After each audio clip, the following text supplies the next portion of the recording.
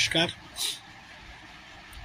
मैं अचानक ही लाइव आ गया, मतलब किसी को कुछ बताया भी नहीं। अचानक मैंने सोचा कि लाइव आना पड़ेगा, क्योंकि ग्रुपों की जो स्थिति मैंने देखी, ग्रुपों में जिस तरह की बात चल रही थी, मुझसे रहा नहीं गया। मैंने सोचा कि आप सबके बीच लाइव आया जाए और जो कुछ बातें हैं उन बातों को आपके साथ साझा किया जाए, ताकि कुछ नकारात्मकता जो ग्रुपों में फैल चुकी है, नकारात्मक बातें हो रही है, वो नकारात्मक बातें दूर हो। जय हिंद रोशन भाई।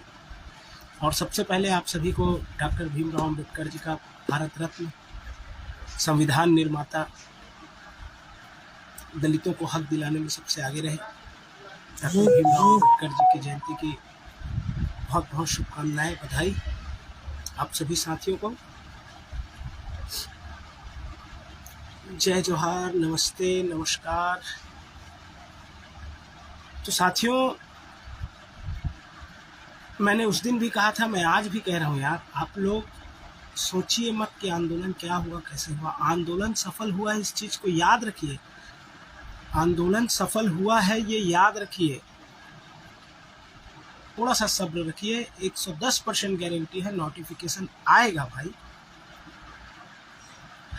अब जैसे कि आप लोगों को पता होगा, बहुत सारे लोग जान गए होंगे, मैंने पहले ही कहा था FIR की बात। मुझे पता था शुरू से कि मेरे ऊपर होना ही है, परंतु ये लोग दबा के ही रखे हुए थे, और कल वो बात खुल गई कि मेरे ऊपर FIR हो चुका है ना। तो उसकी चिंता आप लोग मत कीजिए, और जितने भी के ऊपर भी हुआ है FIR सब हटा, एक एक करके स्टेप बाय स्टेप आप लोग को बताते चलूँगा। जैसे कुछ ने लिखा था कि जब 80 का परमिशन था तो ऐसा क्यों हुआ, वैसा क्यों हुआ। मैं आप लोगों को साफ बता देना चाहता हूँ भाई कि परमिशन मैक्सिमम 100 लोगों का परमिशन होता है बूढ़ा तालाब में। इससे पहले भी हुआ था तो मैंने बताया था, और जो लोग परमिशन लेने के लिए जाते हैं, जो साथ में रहते हैं, उनको पता है कि क्या होता है परमिशन लेने के लिए। परमिशन 80 लोगों का ही मिला था, ये बात मुझे शुरू से पता थी, क्योंकि मैं जानता हूं कि बूढ़ा तालाब में उससे अधिक का परमिशन मिलेगा नहीं। परंतु एक चीज़ आप लोग गौर कीजिए, एक चीज़ याद रखिए कि अगर ये भीड़ तूता में रहती तो आंदोलन सफल नहीं हो पाता, क्योंकि तूता का आंदोलन स्थल मैंने देखा है, मैंने देखा है, और बहुत सारे साथियों ने देखा है। तूता के आंदोलन स्थल में 50,000 की भीड़ भी कुछ भी नहीं है। तो भैया, हमको लोगों को एक बार बुलाना था और ऐसा हथौड़ा मारना था कि एक ही बार में ऐसा हथौड़ा पड़े कि सरकार हिल जाए, आंदोलन सफल हो जाए। तूता में बुलाते, आप सभी तूता में आते, तो शायद तूता में उतना भीड़ कुछ नहीं कर पाता। बहुत बड़ा जन सैलाब था, परंतु उस जन सैलाब का, उन बेरोजगारों का, उन भीड़ का, उन युवाओं के आने का कोई मतलब नहीं रह जाता। आज हमने 80 लोगों के परमिशन में 8,000 से अधिक लोगों के साथ मिलकर आंदोलन किया, उसका फर्क सरकार तक पड़ा है। याद रखिए, FIR वगैरह उसको बिल्कुल बाइकाट कर छोड़ दीजिए, उसको भूल जाइए। वो सब एक जरूरी प्रक्रिया है जो होनी थी और हुई है। कारण आप सबको पता है, जैसा मैंने किया, हमारे संगठन ने किया, 80 लोगों का परमिशन लेके 8,000 लोग आए, वैसा कोई दूसरा संगठन भी कर सकता है। क्योंकि चुनाव का समय है, हर कोई आंदोलन करना चाहता है, अपनी बात मनवाना चाहता है, और परेशान तो हर कोई है। वो नौकरी में नहीं है, सबसे ज़्यादा परेशान तो हम लोग हैं जो बेरोजगार हैं, परंतु जो नौकरी कर रहे हैं वो भी परेशान है। जैसे रसोइये वाले हो गए, या आंगनबाड़ी वाले हो गए, मितानिन हो गए, सबको कहीं ना कहीं से कुछ ना कुछ चाहिए। अनियमित कर्मचारी हैं। तो अगर पुलिस कुछ कार्यवाही नहीं करती तो आम लोगों को यही लगता, जो और आंदोलनधारी है, कि आपने DED संगठन को दे दिया, हमें क्यों नहीं दे रहे हो, हम लोग क्यों नहीं करेंगे। तो उन्होंने हमारे ऊपर कार्यवाही करके बता दिया कि अगर दोबारा कोई ऐसा करेगा तो उनके ऊपर कार्यवाही की जाएगी। ये कार्य है। अब लोग कहते हैं कि हमने धन्यवाद दिया शासन का, प्रशासन का, पुलिस वालों का, तो उसमें कुछ लोग कह रहे थे कि मारा है, पीटा है। अरे भाई देखिए, 80 लोगों के परमिशन में 8,000 लोगों को लेकर गए हैं। अगर पुलिस वाले चाहते तो जब 100 लोग आए थे, मुश्किल से 150 लोग थे, जब टेंट लग रहा था, इतना बड़ा बड़ा मंच बन रहा था, चाहते तो उसी समय वो हटवा देते, क्या होता बताओ। उस समय तो भीड़ भी नहीं आई थी, भीड़ तो धीरे धीरे आई। 11-12 बजे भीड़ कंप्लीट हुई है। पुलिस वाले तो सुबह 8:30 बजे से थे वहां पर।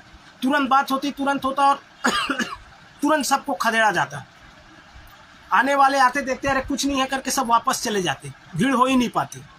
तो कहीं ना कहीं सहयोग मिला कि नहीं, आप लोग बताइए। उसके बाद रैली का परमिशन नहीं था, रैली का परमिशन भी सिर्फ 80 के लिए था, उसके बावजूद सभी के सभी रैली में आए। हुआ कि नहीं, कहीं से सहयोग मिला कि नहीं।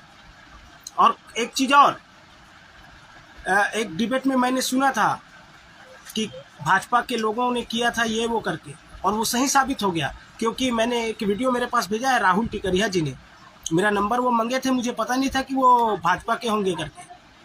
जब मेरे पास भेजे और वो अलग से लोगों को बरगला रहे थे, उकसा रहे थे और उल्टे सीधे नारे लगवा रहे थे, तो ये भी सिद्ध हो गया कि बीजेपी के लोग थे।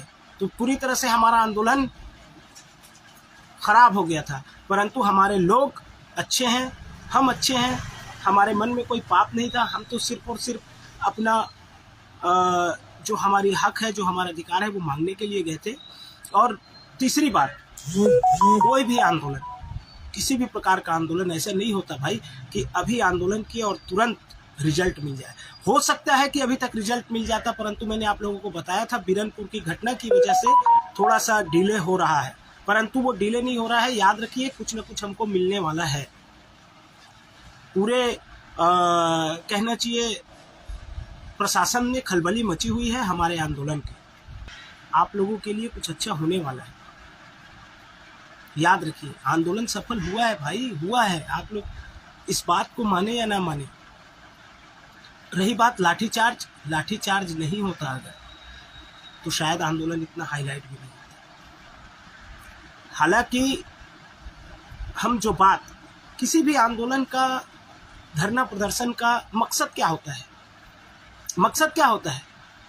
बात यही है, आंदोलन करने का या धरना प्रदर्शन करने का। हम लोग तो हड़ताल कर नहीं सकते, हड़ताल करते हैं कर्मचारी, है ना।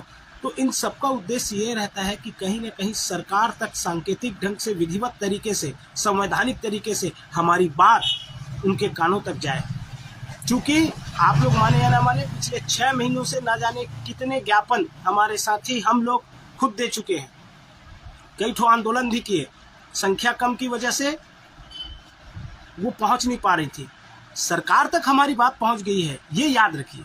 हमारा जो उद्देश्य था कि हमारी जो मांग है, हमारी जो बात है, वो सरकार तक पहुंचनी चाहिए, और सरकार तक ये बात पहुंच गई है। और ये उसी दिन दोपहर के 3 बजे पहुंच गई थी, क्योंकि दोपहर के 3 बजे माननीय मुख्यमंत्री भूपेश बघेल जी को इंडोर स्टेडियम आना था और उनको अपना कार्यक्रम पोस्टपोन करना पड़ा। 3 बजे का 4 बजे करना पड़ा, परंतु 4 बजे तक भी हम वहां डटे रहे, इसलिए उनको अपना प्रोग्राम कैंसिल करना पड़ा। दूसरे दिन वो वहां आए, तो उनको पता है भाई कि किन की वजह से उनका कार्यक्रम कैंसिल हुआ है। तो जब उनके कान में ये बात चले गई है, तो निश्चित तौर पे कुछ ना कुछ अच्छा होगा। याद रखिए, बहुत जल्द हम लगातार लगे हुए हैं भाई, कहीं ना कहीं से कैसे भी करके मुलाकात हो करके।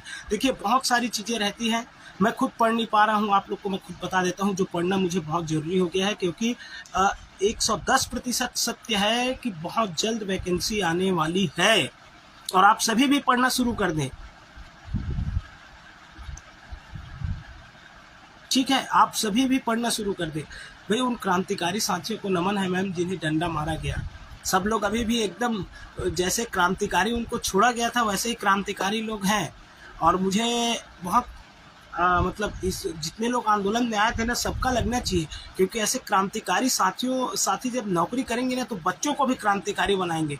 तो निश्चित तौर पे ना, जो हमारा छत्तीसगढ़ है ना, हमारे छत्तीसगढ़ महतारी है ना, तो यहाँ से बिल्कुल क्रांतिकारी लोग जब स्कूल में पढ़ाएंगे, तो बच्चे भी क्रांतिकारी होंगे।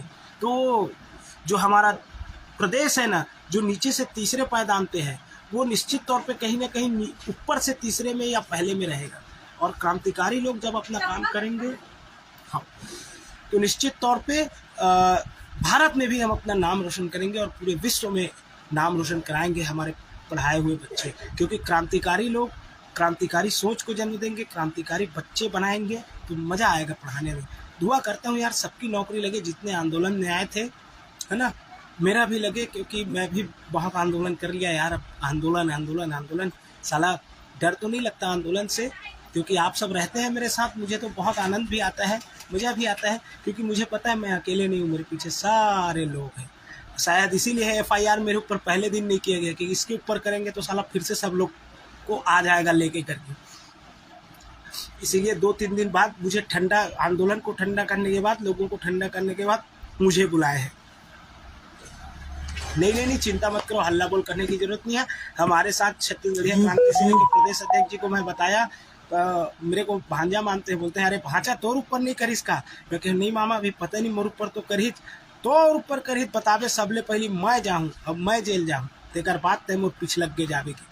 ठीक है साथियों, सभी अच्छे से तैयारी कीजिए। बहुत जल्द आप लोगों के लिए एक बहुत ही सुखद समाचार आने वाला है। CM साहब से भी हमारी मुलाकात होने वाली है। याद रखिए, एक रहना है, संगठित रहना है, कला विज्ञान ये सब की बात मत करना। हम सब के लिए है, छत्तीसगढ़ प्रशिक्षित DED संगठन सभी के लिए है। आप सब इसके सदस्य हैं और आप सभी इसके अध्यक्ष हैं, और आप सभी क्रांतिकारी लोगों की वजह से ये छत्तीसगढ़ प्रशिक्षित DED संगठन जिंदा है, जिंदा था और जिंदा रहेगा। धन्यवाद साथियों।